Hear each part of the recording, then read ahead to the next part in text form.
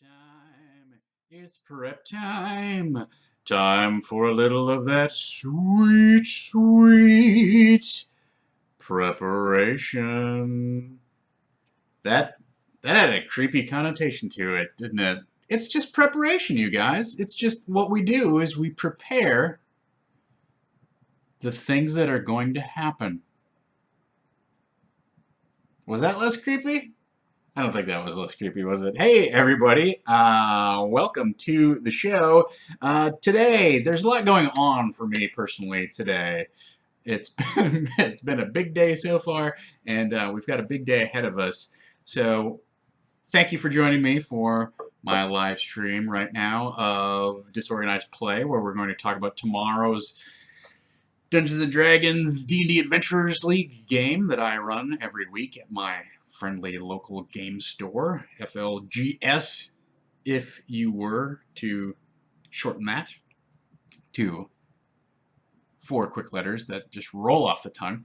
So we're going to talk about that primarily today, but tonight we have a very special one-shot that we're running for you. It's all about the one-shots this week. So tonight I'm running Dusk City Outlaws, which is a brand new fantasy heist game, which has been designed by Mr. Rodney Thompson, one of the guys who was on the D&D 5 crew. You might know him from designing Lords of Waterdeep. You might know him from his extensive work on the old Star Wars game, etc., etc., etc. So, needless to say, I played in one of his actual plays. You can actually go over to scratchpadpublishing.com and check that out. It's a 3-part YouTube video with me and Elisa Teague and Sam Whitwer and Spencer Crittenden playing in a game run by Rodney.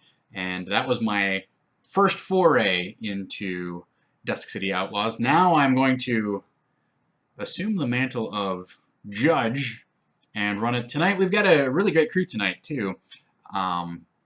Amy Vorpal is going to be there. Garav Galati's going to be there. Talene's going to be there. Jordan Caves-Callerman is going to be there, and it looks like Havana Mahoney will be there.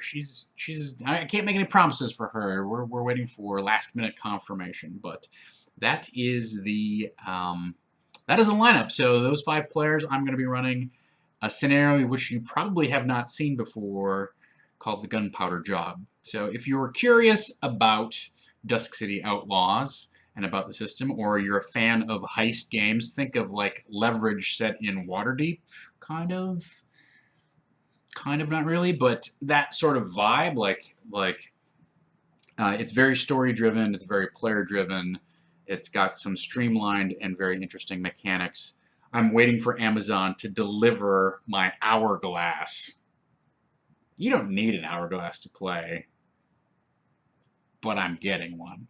So all of that is happening tonight at 8 o'clock Pacific time. So I hope you will tune in later tonight. Needless to say, the whole point of this was really just to promo Dusk City Outlaws and talk about what an interesting game it's going to be tonight. That was the real point. But ostensibly the point is there's a lot on Tom Lommel's plate today. So I apologize for starting a couple minutes late, but here we go. The Vorpal Sword will be in attendance, slicing and dicing heads. I can't guarantee that. I don't know what character she's playing yet. I'm letting the players choose what they want to play. I know Garav is playing an assassin, so that should be interesting. All right, there we go. Is Amy a large, angry man? Let me think about that. That could describe so many people on our stream, including me. That's my angry face. I don't know if you... It's kind of... that hurts. All right, so today we are going to...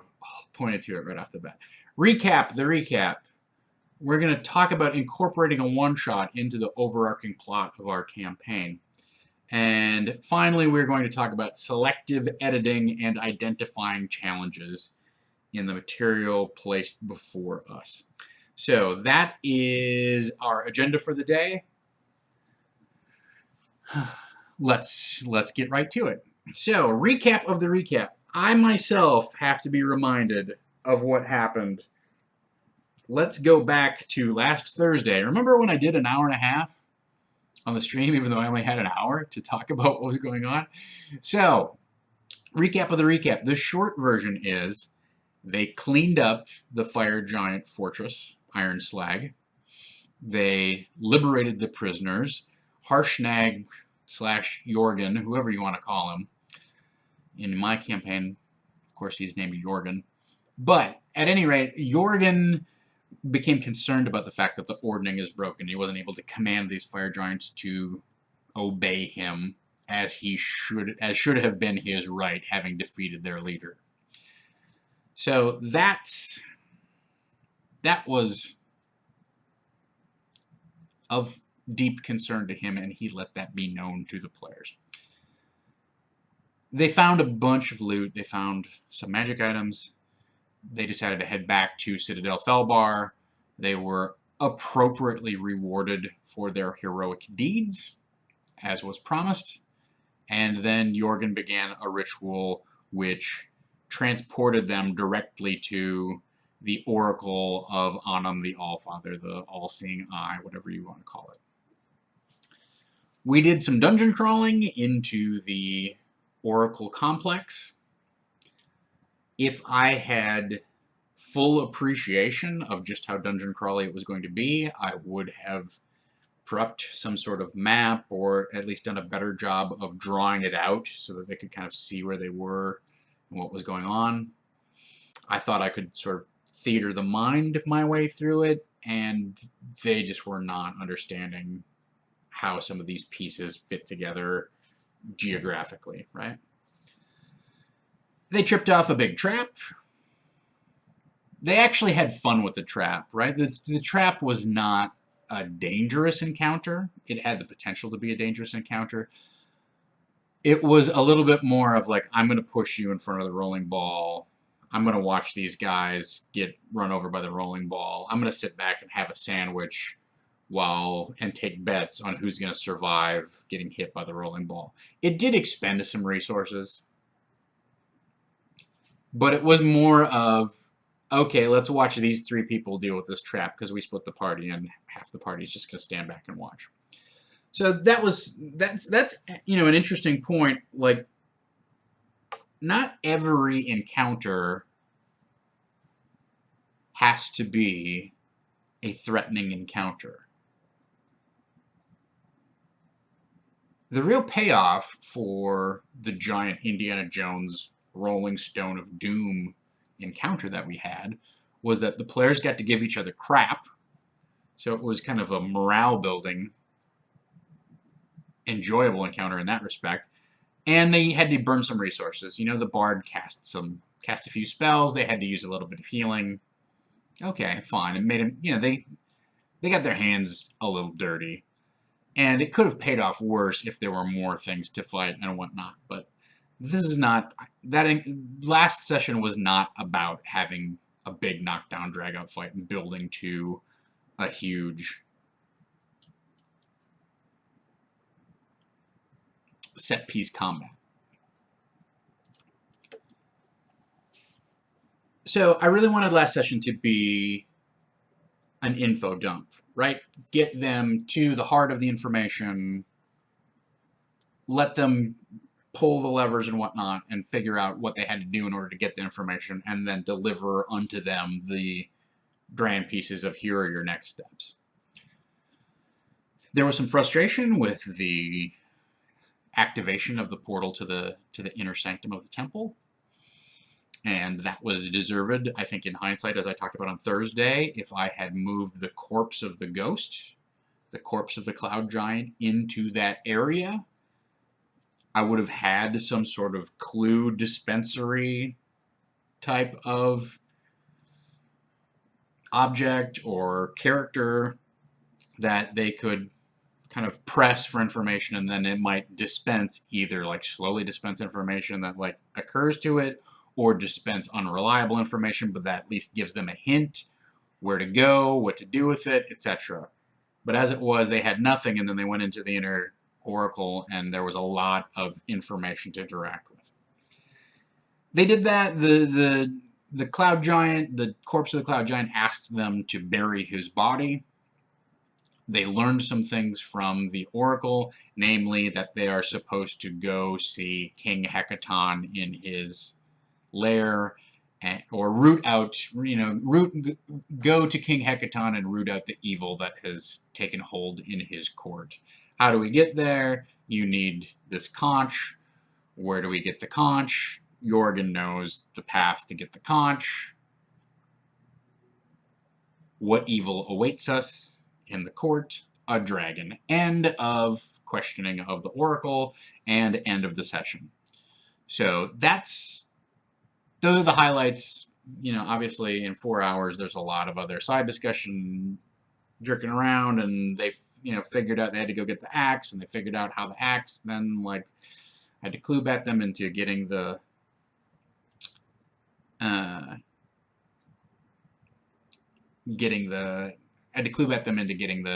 portal open. So that's the buzz. I'm not having a frozen screen, so FYI. All right, so that's the recap of the recap. Hey, we did it in 10 minutes. Very good. So, as I mentioned last time, the players would like to do at least one secret mission so they can spend some downtime and select some magic items a la carte for gaining rank in their faction. Unfortunately, there's only 2 options that really seem appropriate for their tier and who they are. Well, their tier and who they are in terms of what factions they're involved in, right? So I looked at two different scenarios that came out, and one of them is DDL 80511 that we're going to talk about today. Forgotten Traditions. Did I print off the page for that? I did print off the page for that, but I don't have it.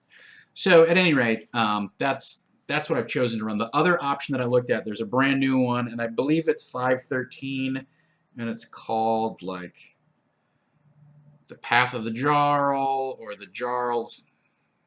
Let me look it up quick.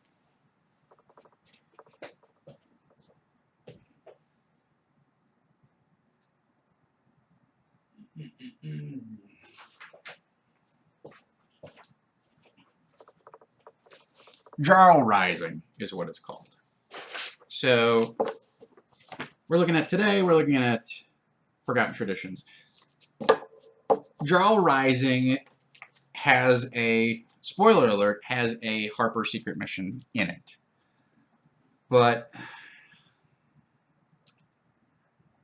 from my perspective, there's a couple reasons it doesn't fit. There's a couple reasons why I chose this Forgotten Traditions one. So let me just enumerate them briefly for you. No, braid. It's conch, not conch. Conch is that's like peanuts or some sort of shelled candy that you might get. That's a conch. I like these conkers. But a conch, that's a big seashell that you blow into. Right. I'm notorious for mispronouncing things, everybody. That's one of my things that I do. Braid's probably right. So, at any rate, that's the... let me talk briefly about why I did not pick Jarl Rising. So, it has a Harper mission in it, which is good. I have 3 Harpers in my party, so half the party would be happy. I looked at it. It's a lot of overland travel. We're probably going to do that anyhow in order to get to Svardborg. I don't know. I haven't decided. But it is a lot of just traveling through the mountains and fighting stuff and having encounters in the mountains.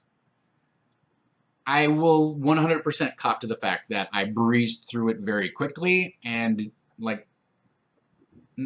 mean, it's overland travel. Like, there's encounters, you cross a bridge and that sort of stuff. That's fine.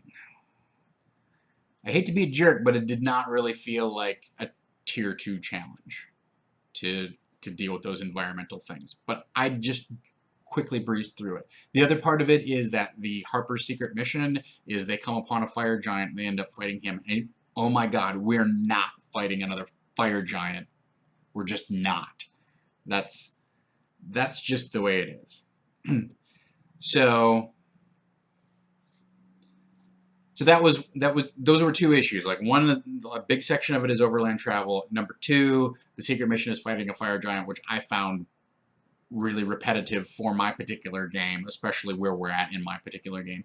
And then number three, the final encounter is, some Icespire ogres and an Icespire shaman that are holed up in a tower, and that's it. So there's no, it's called Jarl Rising, but it really. So my main issue with it is it feels like it's part one of like 2 parts or maybe 3 parts. Because at the end of the adventure, again, spoiler alert, you basically stand on top of this tower and look down into this valley, and there's this huge settlement of giants amassing, like this huge encampment of giants amassing, and then we're like, and fade to black.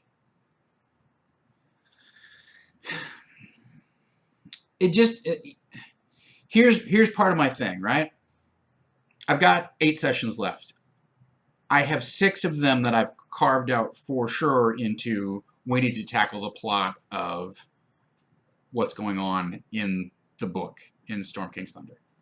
I have 1 that I'm saving as cushion in case things go, off of my crude kind of eyeball of how fast things are going to happen. And if we end up spending 3 sessions in Svardborg instead of 2 sessions or whatever it ends up being, then I gotta eat into my cushion, right?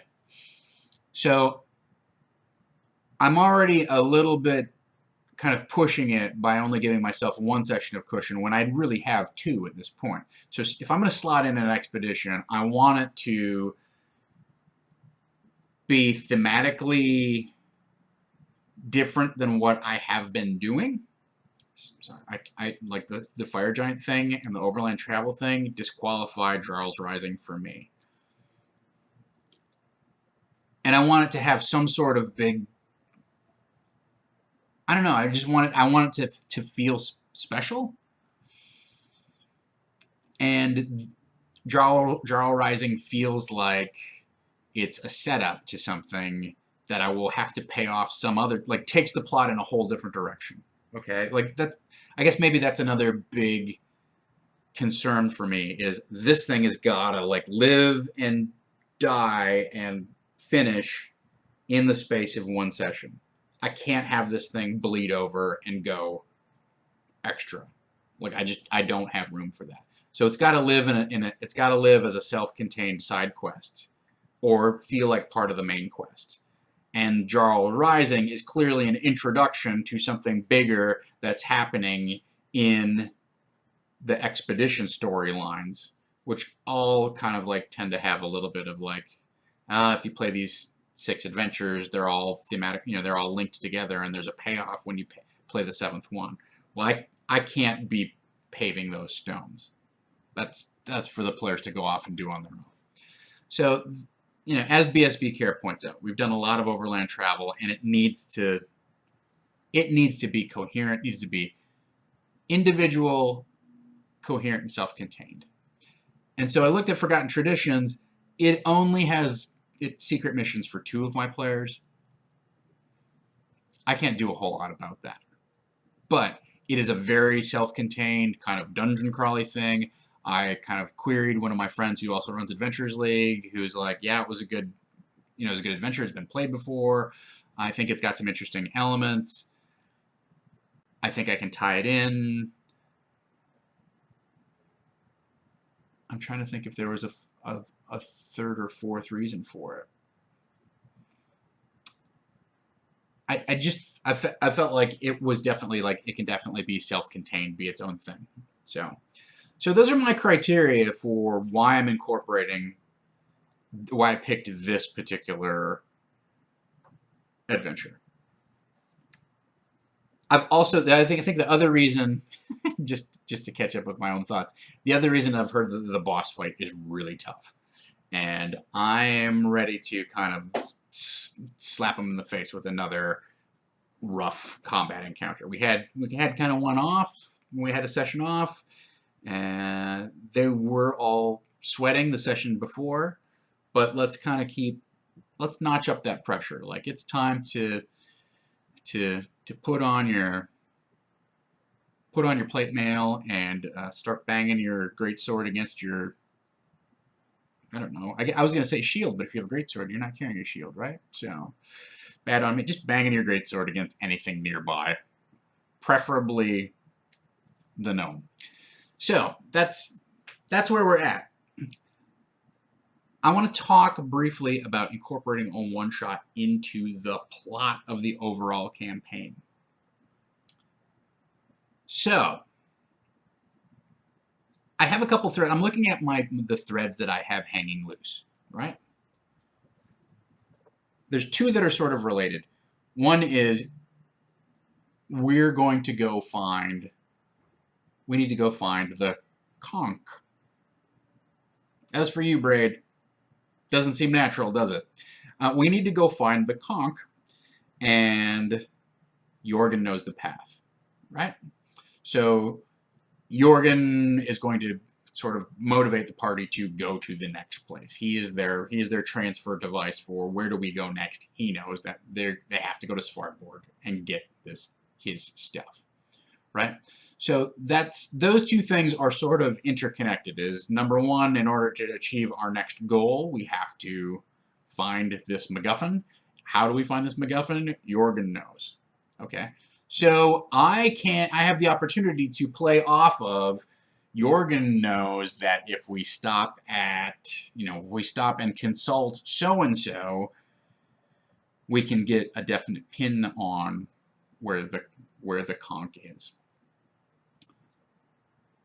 Or we can just somehow incorporate knowledge that Jorgen would naturally have to lead us to the location of this adventure.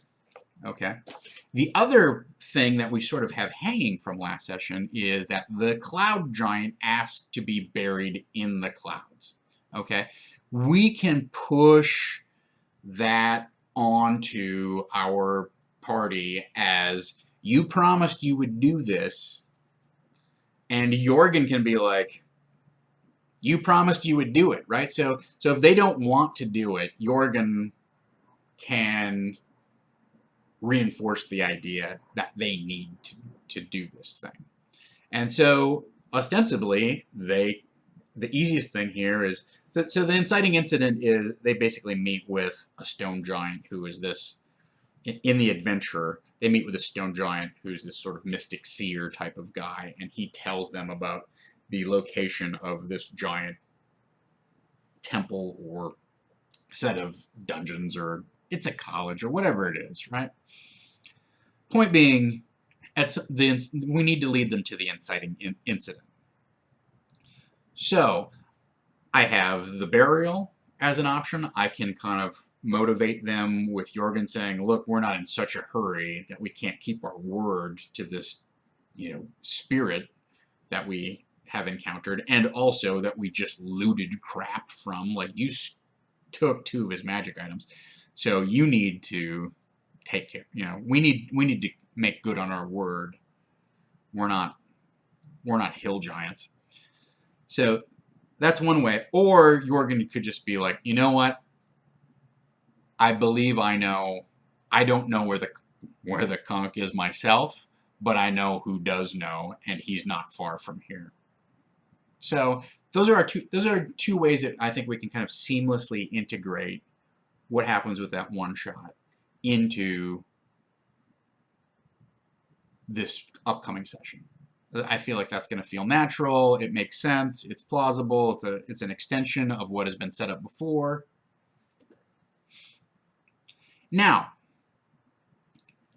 pay close attention to the fact that by giving a vague response, when they said, what do you want? What is this? When they asked, Eigenmorven or whatever his name was, when they asked the dead cloud giant, like, is there anything that we can do for you?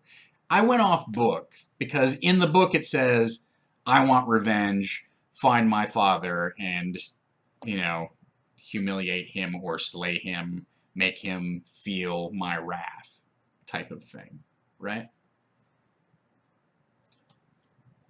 Instead, what I said was, bury me in the clouds. It seems like a diminishment of what the cloud giant actually wants, right? It seems like a diminishment of the quest. Like it's far less specific. It seems far easier to achieve if you just work at it a little bit. And if you're a student of improv, you know that specifics and actionable specifics are the key to continuing a scene, right?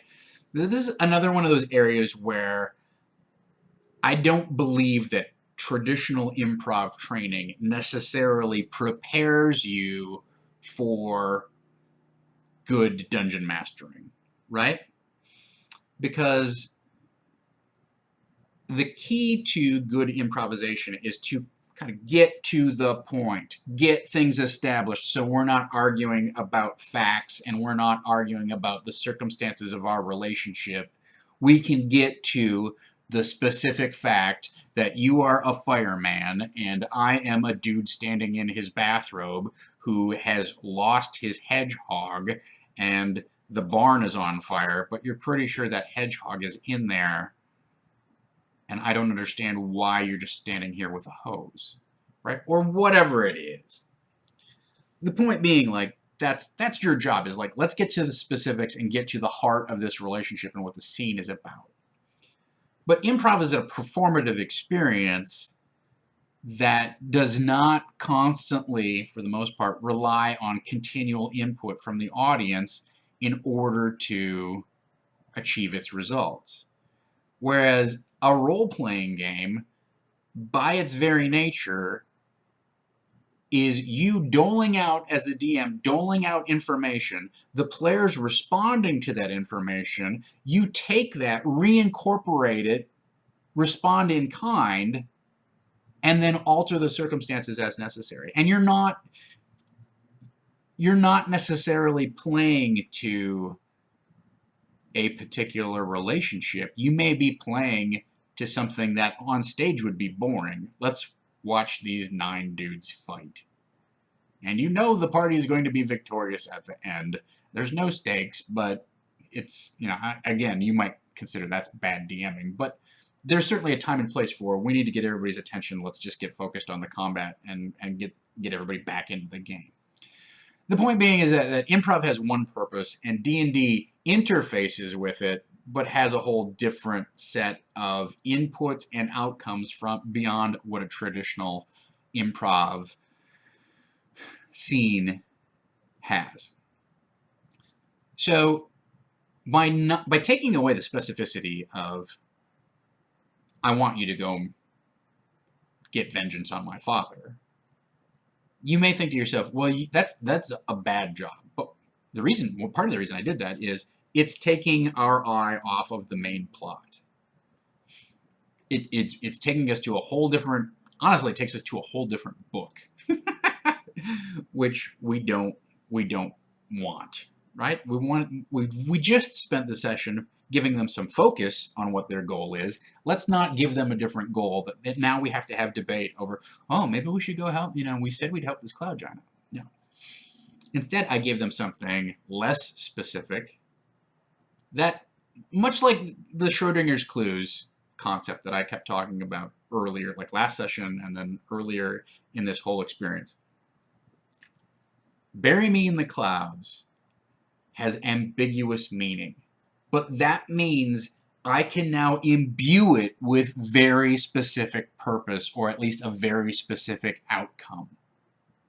And that's where its true value lies, is not as a specific quest with a specific outcome and a specific set of treasure, but as the potential vehicle for delivering a brand new quest that I want to introduce, that I want to incorporate into my overall plot in an organic fashion, in a plausible manner that the players will now accept.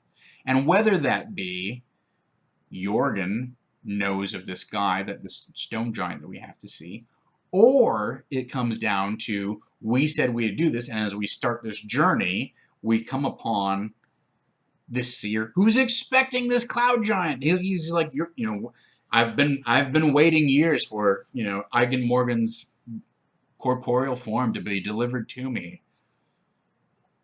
I have sworn to inter him in the halls of, what is it called in here? Hotun Shul.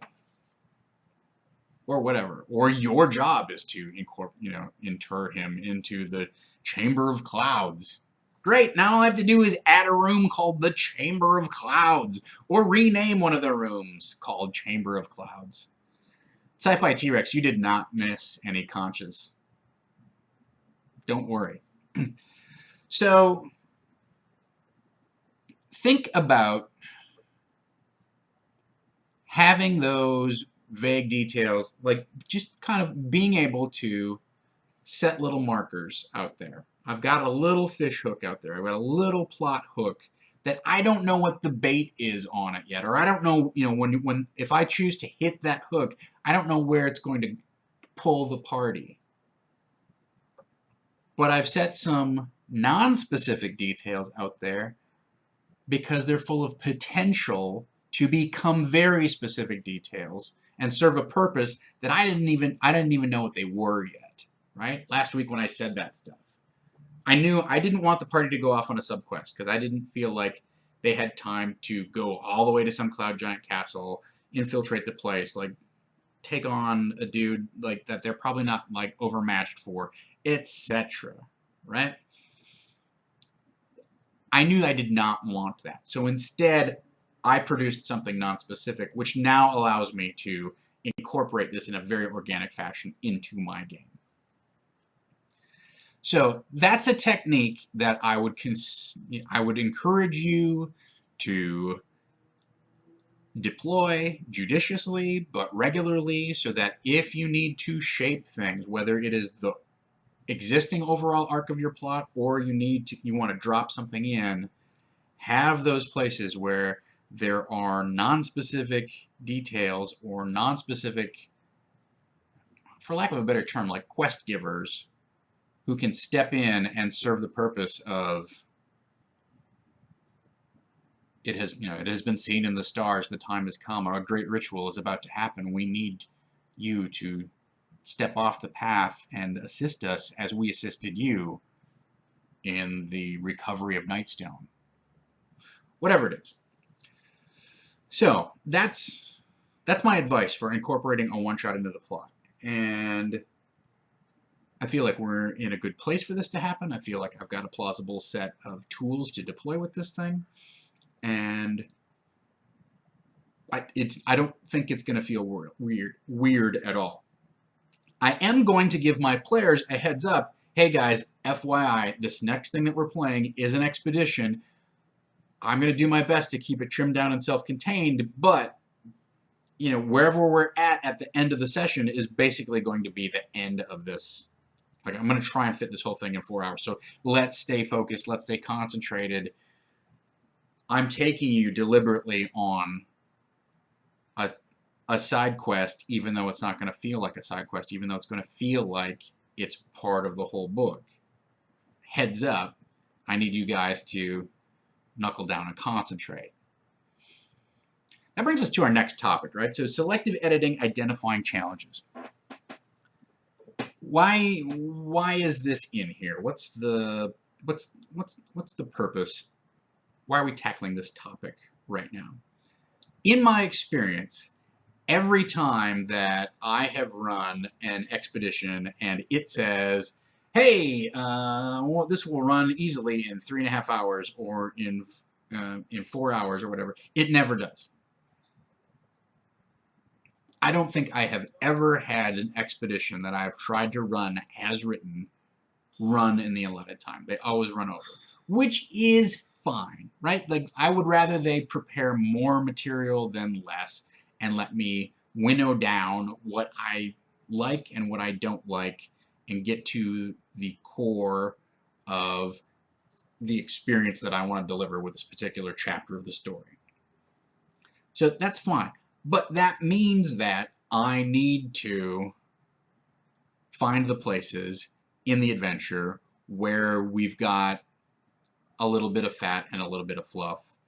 Or more importantly, I need to identify the encounters that are not 100% germane to whatever the goal of the expedition is. So if the goal is deliver this amulet to the priest in the Temple of Maliki, any side quest type of encounters that take me off of that road, I immediately put a little circle around.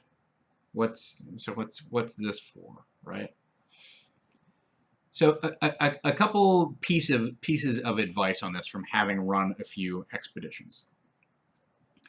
Number one, if you can get rid of the introduction, get rid of the introduction. They're often perfunctory. They feel sort of bolted on, like, okay, so by the way, you're all involved in this operation called Seer, and so a contact comes, and like it takes you completely, when you're running a campaign, okay? Like, you need an introduction if you're going to run an expedition as a one-shot. So I want to talk about this specifically in terms of when you're incorporating it into the arc of your campaign. But some of this stuff is also going to be applicable, like, for just running an expedition. But specifically for me, I'm going to axe the introduction because I've got my own introduction. We just talked about it, right? I've got Jorgen, or I've got Eigen Morgan's corpse to, be delivered, or whatever path I choose to incorporate this side quest. I've got my own introduction. I don't need to have them go, okay, now all of a sudden you're in the village of Hartsvale, and here's what happens there, and some of you remember having been here before, and you're in the spine of the, like, it's a huge jump in locale and in time. It takes players out of the arc of the camp. How did we just get there? Like, they don't. It's a jarring experience that highlights the fact that you're playing a one-shot expedition. That by nature of what expeditions are, I get it. They have to assume, okay, well, this is our Adventurers League sandbox that we get to play in, where we get to world build and create relationships and NPCs and stuff like that. But I don't care about that. I'm glad it's there if I'm choosing to sit down at a con and run a game for a table of strangers who haven't gamed together, and they bring their characters and they show up, and that's the expectation, is I will provide you an entree into the premise, and then we will go explore the rest of the expedition, right? But I don't need that at my campaign table. So the intro, as far as I'm concerned, find the salient information, find a way to incorporate that into someone who already exists in your campaign. I can put that information into Jorgen if I want, etc. Or find a way to incorporate that information organically into a later element, whether it's the stone giant that they meet, or a journal that they find, or whatever the case may be, right? So if I need to do a little bit of padding out of a handout, or add a little addendum, or have a very small extra scene with Jorgen, whatever the case may be, like, I'm going to trim the introduction. If you give the players the opportunity to interact with a new NPC and ask a bunch of questions about what's going on, that can be fun, but it can also be an enormous time waster. Let's establish the premise and get you into the heart of the action, because we really have 3.5 hours where I'm playing, and 4 hours is tough to hit. 3.5 is going to be tougher. So that's one thing. Introduction is a prime place to trim it down, get things moving, cut it all together if you're going to drop this into your campaign, right? So the other major place that you have opportunities to cut, it's twofold. And the primary one is any sort of unnecessary or on your way type of combat. The players are traveling through the Underdark. They're on their way to the Temple of Blibdoolpoolp, and they get ambushed by 25 Kuatoa. Hey, I've got a better idea. Why don't we just let the Kuatoa guards who are at the temple serve as that encounter, and we'll skip the 25 Kuatoa climbing over the raft and attacking everybody in the middle of the water, right? So if a combat does not advance the plot in a significant way, or you could argue if the combat has the clutch magic item in the expedition, then you are sort of there's three reasons to run a fight, maybe four. Number one, it's the climactic encounter of the expedition. Okay, got to be in there. We've got to run that fight. Number two, drain some resources or deliver a magic item that... Those are two different things. Deliver a magic item that's specifically called out in the expedition. Arguably, it's within your purview to move that magic item someplace else, but as written, try and keep it as written. Three, is it part of an existing... Is it part of the fulfillment of a secret mission? So that's important. Is it necessary to fulfill a secret mission? And then number five is possibly, or number four is possibly, use it to drain resources or to build up the suspense to the final encounter. Because if the party comes in to the final encounter with no resources drained whatsoever, it's imbalanced, right? They assume you kind of chop away at some stuff. So I don't feel like that was very lucid the way I stated that, but you got to run the boss fight. You should consider any fight that hands out certificates. It's an expedition, and that's an AL thing. Consider draining some resources from them if necessary.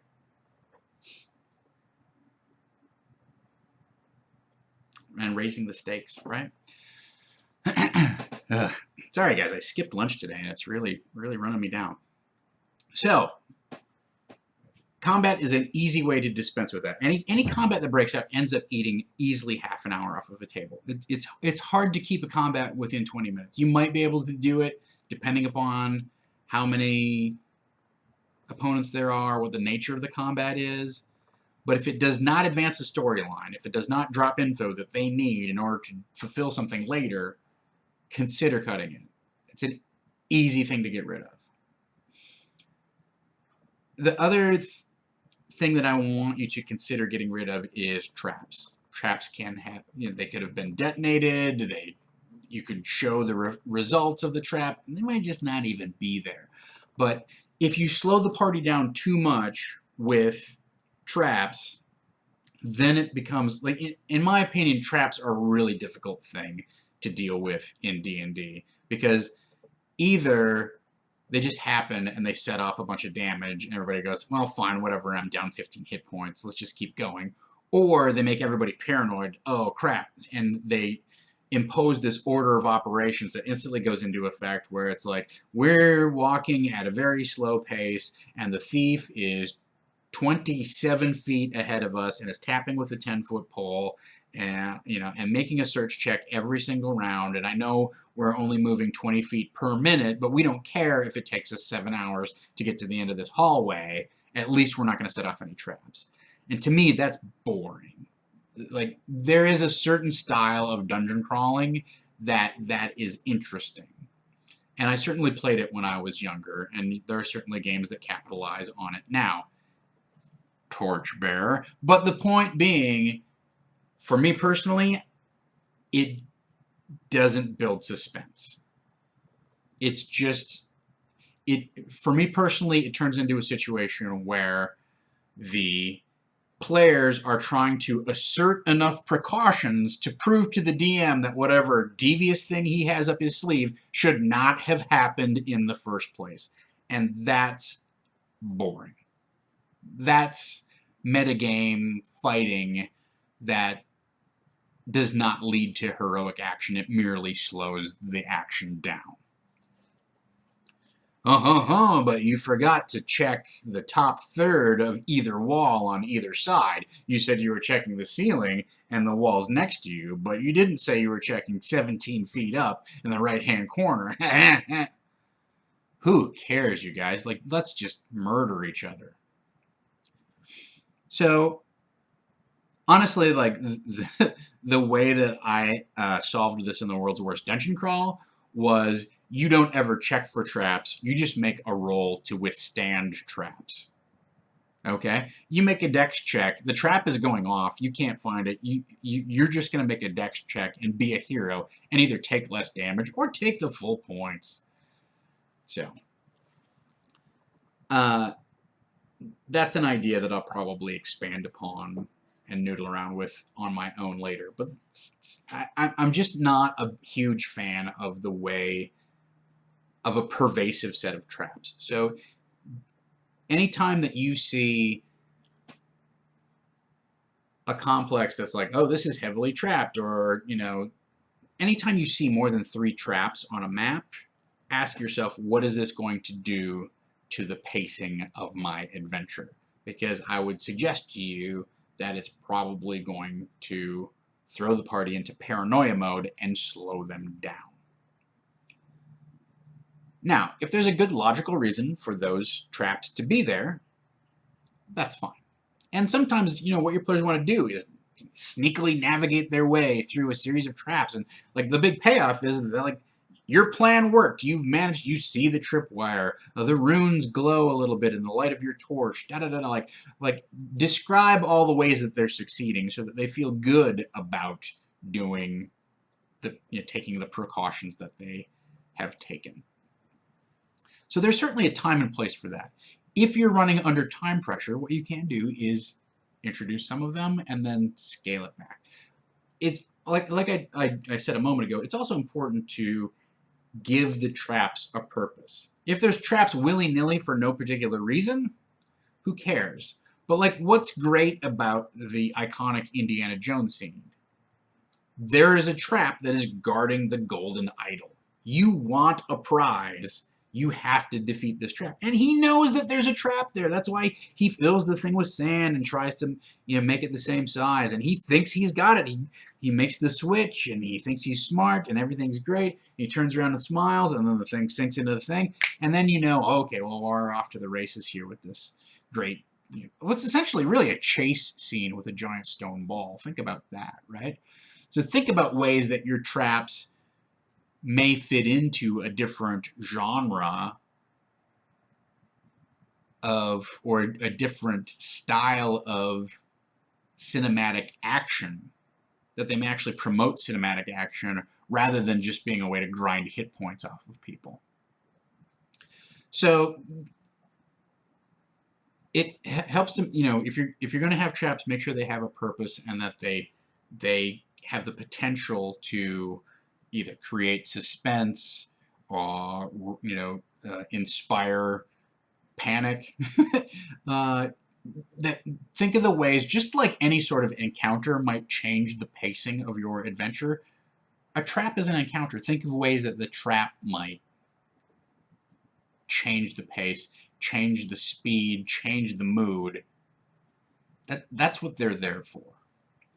All right, so those are some key areas where I would recommend that you selectively edit and or identify challenges. And when I specifically say identify challenges, like number one, like identify what are the plot challenges that are key in the adventure. I know they need to go to this room, get this thing. They actually then get the information that leads them to these 3 rooms. Find the skeleton, the core of your expedition, and then let things kind of flesh out from there. But when you're running tight on time and you've got to keep things nailed down, know what your clutch 3 encounters are, and then keep an eye on, well, this one kind of went a little bit longer.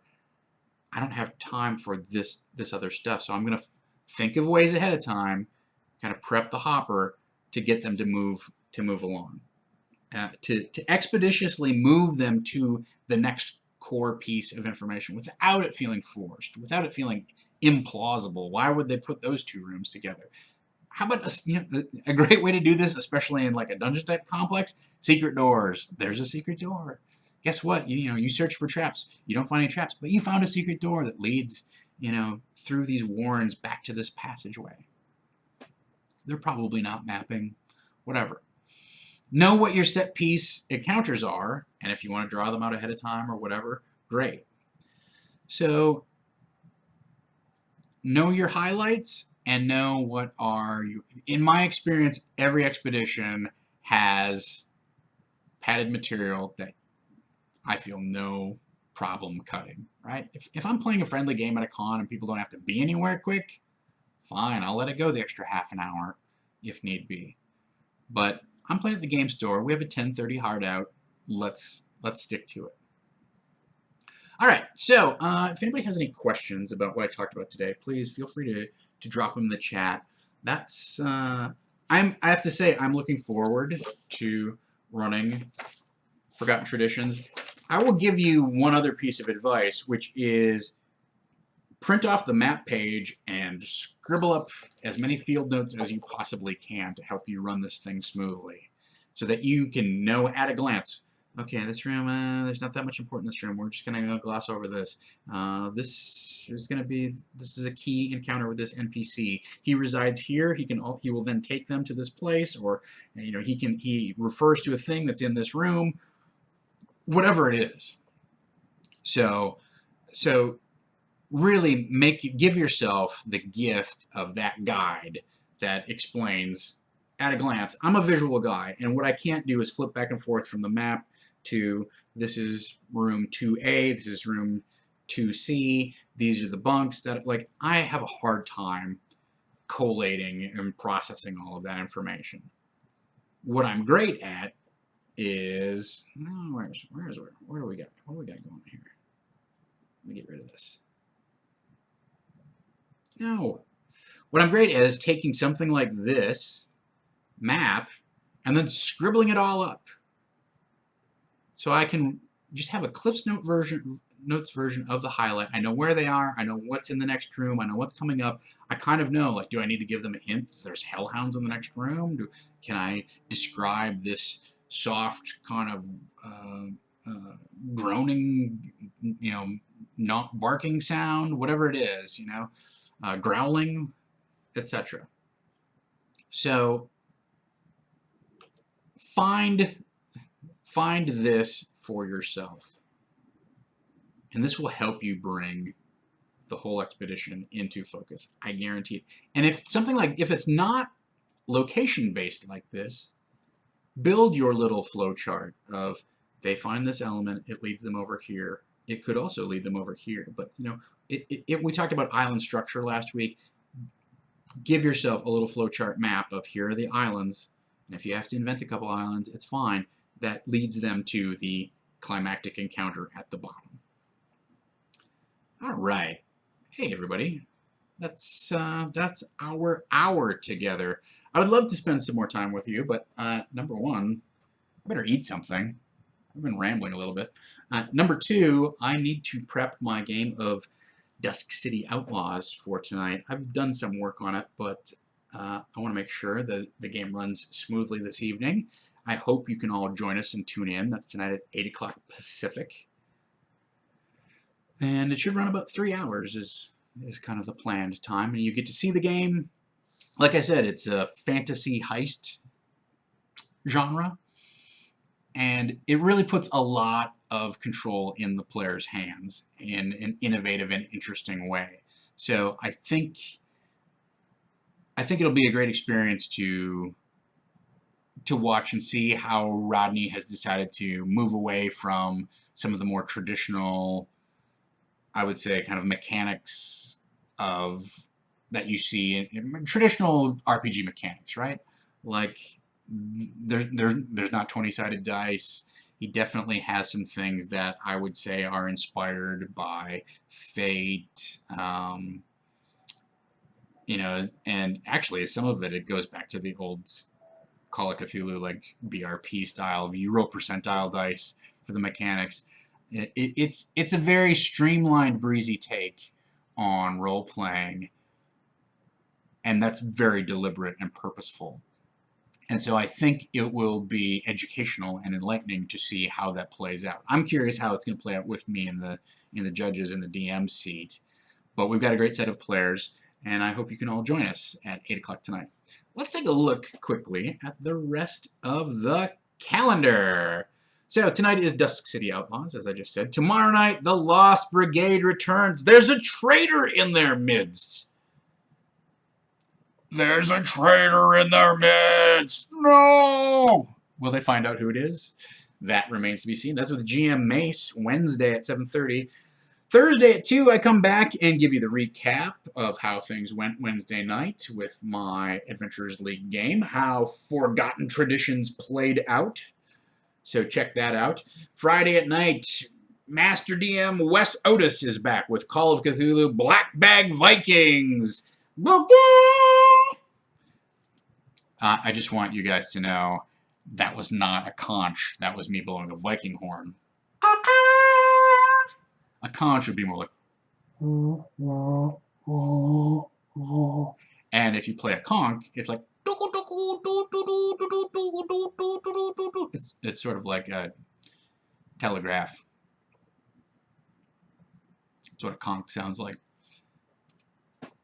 Saturday, we've got an all-new... No. Masks is back. Saturday, Masks is back at 12:30. Mr. Stephen Pope is running Masks. They were on hiatus briefly, but I believe Mr. Stephen Pope is there. 5 o'clock p.m., Mac Beauvais steps into the DM's chair and takes on an all-new season of Phoenix Dawn Command. So if you have been enjoying that with Mr. Saxcar at the helm, I am certain you will also enjoy it with the delightful Mac Beauvais at the helm. So check that out. Sunday, of course, is your time to spend some quality time with the YouTubes. It's also very close to Valentine's Day, so maybe spend some time with your Valentine. Or spend some time thinking about whether you're obsessing a little too much about your Valentine, and maybe you need to step back. I'm going to let you deliberate as per your situation. Hey, maybe we'll do a special Disorganized Play episode where it's all just relationship advice. Raise your hand if you want to watch that episode. It's 3:03, everybody. I want to thank you so much for joining me. And until next time, well, until later tonight, until 5 hours from now, hey, let's dungeon. Oh, I didn't do it right. Still didn't do it right. I don't know. I feel like that was a disappointment.